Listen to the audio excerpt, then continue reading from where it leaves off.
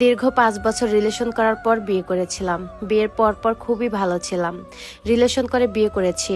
বাবা মাকে খুব গর্ব করে বলতাম, দেখো রিলেশন করে যে ছেলেকে বিয়ে করেছি, তোমরা চাইলেও এমন ছেলের সঙ্গে আমাকে বিয়ে দিতে পারতে না। বাবা মাও খুব খুশি ছিল। তারপরও বাবা মাকে মনে কষ্ট দিয়ে বিয়ে করেছিলাম। ছোটখাটো একটা আফসোস তো আমার ছিলই। মাঝে মাঝে মা আমাকে বলতো, রিলেশন করে বিয়ে করেছো, ভালো আছো, বেশ ভালো কথা, এত গর্ব করে বলো না, কারণ পুরুষ মানুষকে কখনোই বিশ্বাস করতে নেই। মার কথাটা আমি হেসেই উড়িয়ে দিতাম। বিয়ের 1 বছর মাথায় আমি জানতে পারি আমি মা হব। সেদিন আমার স্বামী অনেক বেশি খুশি হয়েছিল। প্রথমবার বাবা হওয়ার ফিলিংসটা তার অন্যরকম ছিল। আমার মা আমাকে সবসময় একটা কথা বলতো, রিলেশন করে বিয়ে করেছো, 3-4 বছর না গেলে বাচ্চা কাচ্চা নিও না। আমি আমার মায়ের কথা গুরুত্ব দিতাম না। আমার মায়ের কথা আমি শুনিনি। আমার বাচ্চার কথা শুনে আমার মা যতটা না খুশি হয়েছে, তার থেকেও বেশি টেনশন করেছে। ওই যে কথায় আছে না, মা বাবার মন আগে থেকে সবকিছু জানে। আমার গর্ভকালীন সময়গুলো খুবই ভালো যাচ্ছিল। আমার স্বামী আমাকে অনেক যত্নে রেখেছে।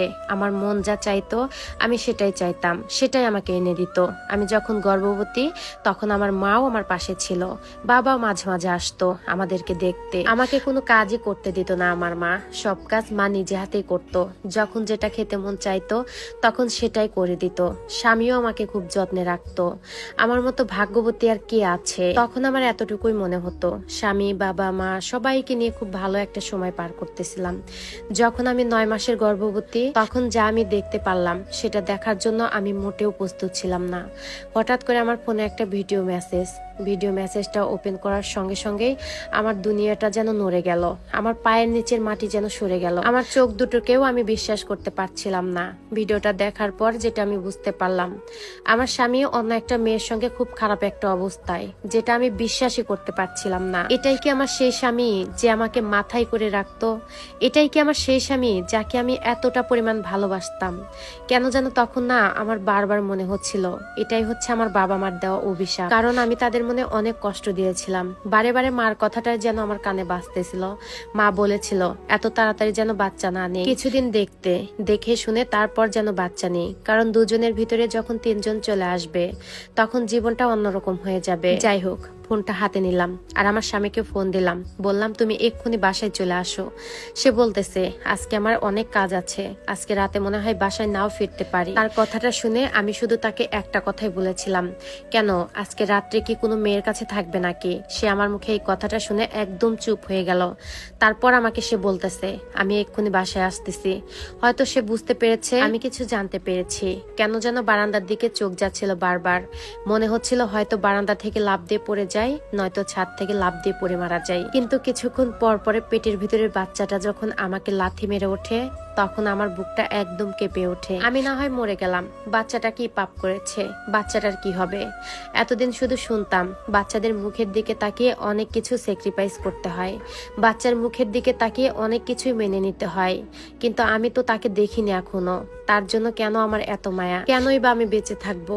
সবকিছু যেন আমার মাথার ভিতরে ঘুরতেছিল। হঠাৎ করে অসুস্থ হয়ে পড়ি। পাশের রুম থেকে মা এসে আমাকে বলতেছে, কি হয়েছে তোর হঠাৎ? একটু আগেই তো তোকে ভালো দেখলাম, হঠাৎ করে কি হলো? একটু আগে কি যেন খাবি বললি, এক্ষুনি বল, আমি বানিয়ে দিচ্ছি। মাকে বললাম, মা আমার এখন ক্ষুধা নাই, আমি এখন খাবো না। তখন মা বলে উঠলো, কি হয়েছে তোর? মুখটা এরকম শুকনো দেখাচ্ছে কেন? তোর কি অসুস্থ লাগতেছে? তোকে হসপিটালে নিয়ে যাব? ওই যে মায়ের মন আগে থেকে সবকিছু জানতে পারে, মুখটা দেখেই বলে দিতে পারে সন্তান কেমন আছে। তারপরও মাকে বললাম, মা বাবা ফোন দিয়েছিল, বাবা আজকে অনেক অসুস্থ।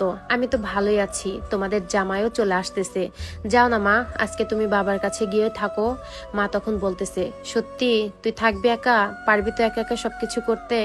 তখন আমি বললাম, হ্যাঁ মা আমি পারবো। তখন মা বলতেছে, আচ্ছা ঠিক আছে, আমি সবকিছু রান্না করে রেখে যাই, জামাই আসলে দুজন বসে একসঙ্গে খেয়ে নিস। আমি বললাম, হ্যাঁ মা ঠিক আছে। তারপর মা রান্না বান্না করে চলে গেল। বাসায় আমি একা বসে আছি, তার জন্য অপেক্ষা করতেছি সে কখন আসবে, তাকে প্রশ্ন করব কেন সে আমার সাথে এরকম করলো, কেন আমার সাথে এরকম বেইমানি করলো। আমরা 5টা বছর রিলেশন করে বিয়ে করেছি। এই 5 বছরে আমাকে ছাড়া সে কোনো নারীর দিকে তাকায়নি। তাহলে কেন আজকে সেই ভুল কাজটা করতে গেল? আমাকে কি আর তার ভালো লাগতেছে না? আমাকে কি আর তার জীবনে চায় না? এই সকল প্রশ্নের উত্তর আজকে তাকে দিতেই হবে। আমি কথাগুলো ভাবতে ভাবতেই কলিং বেল বেজে উঠলো। তারপর আমি গিয়ে দরজা খুললাম। দরজা খুলে আমি হাউমাউ করে কেঁদে উঠলাম আর বললাম, তুমি কেন আমার সাথে এই বেইমানিটা করলে? উনি তো কিছুই বুঝতে পারতেছে না আমি কি বলতেছি আর কি কারণে কান্না করতেছি। তখন আমি সেই ভিডিওটা দেখালাম। ভিডিওটা দেখে সে প্রচন্ড পরিমাণ ভয় পেয়ে গেল। তখন সে আমাকে বলতেছে সেটা আমার ভুল ছিল, তুমি আমাকে ক্ষমা করে দাও। এই বলে সে আমার পায়ে ধরে কান্না শুরু করে দিল। আমি কি করব আমি বুঝতে পারতেছি না, আমি কি তাকে ক্ষমা করে দেব?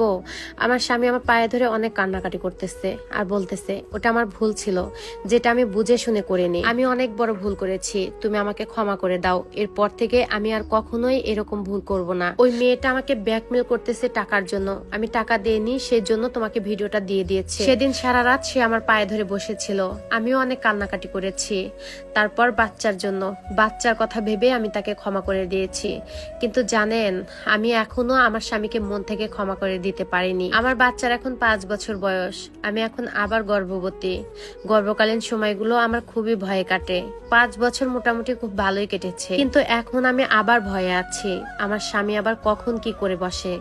আচ্ছা, আমরা মেয়েরা আমাদের শরীরের সৌন্দর্য নষ্ট করে তাদেরকে বাবা হওয়ার সুখটুকু দিই, আর তারা এই সময়টাতে আমাদের পাশে না থেকে অন্য নারীর হাত ধরে বসে থাকে। এটা কেন পুরুষ মানুষেরা করে কেউ কি বলতে পারবেন? মুখে মুখে ক্ষমা করে দিলেও আমি তাকে এখনো মন থেকে ক্ষমা করতে পারিনি, আর কখনো হয়তো বা করতেও পারবো না। ওই যে কথায় আছে না, কাঁচ একবার ভেঙে গেলে সেটা আর কখনোই জোড়া লাগে না। আমি সেই ভাঙা কাঁচ, আমি কখনোই আর জোড়া লাগতে পারবো না। মা একটা কথা ঠিকই বলতো, পুরুষ মানুষকে সহজে বিশ্বাস করতে হয় না। তখন মায়ের কথাগুলো বুঝতে পারতাম না, তখন হেসে হেসে উড়িয়ে দিতাম। এখন আমিও সেটা বিশ্বাস করি, আমার কাছেও সেটাই মনে হয়। পুরুষ মানুষকে কখনোই অন্ধবিশ্বাস করতে নেই। আর এই সম্পূর্ণ স্টোরিটা ছিল একটা আপুর লাইফ থেকে নেওয়া।